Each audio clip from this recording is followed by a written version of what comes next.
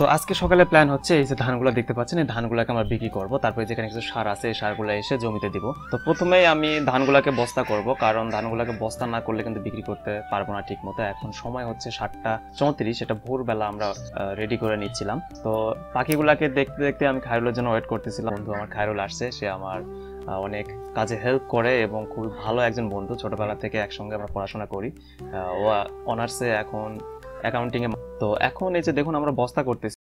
সকাল সকাল বাইরে বের হলে বন্ধু যে মিষ্টি রোদ এবং পাতলা একটা বাতাস, মানে অন্যরকম একটা অনুভূতি, গ্রামের যে সুন্দর পরিবেশের বাতাস।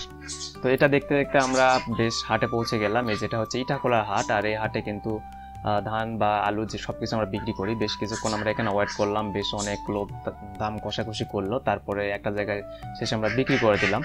তো আমরা বিক্রি করেছি এটা হচ্ছে 1980 টাকা করে মন, হিসাব নিকাশ করে তারপরে টাকা দিবে। তো আমরা দুজনে একটু চা খেলাম। তো এরপরে বেশ কিছুক্ষণ ওয়েট করার পর আমরা হিসাব নিকাশ করে টাকা নিয়ে আসলাম। টাকা হয়েছে 10,190 টাকা, 203 কেজি, 5 মনের একটু বেশি।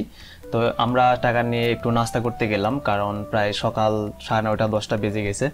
তো এই যে দেখুন আমরা খাচ্ছি হচ্ছে পরোটা আর ডাল। উত্তরবঙ্গে আবার পরোটার সাথে সবসময় ডাল ফ্রি, মানে ডালে কোনো টাকা লাগে না।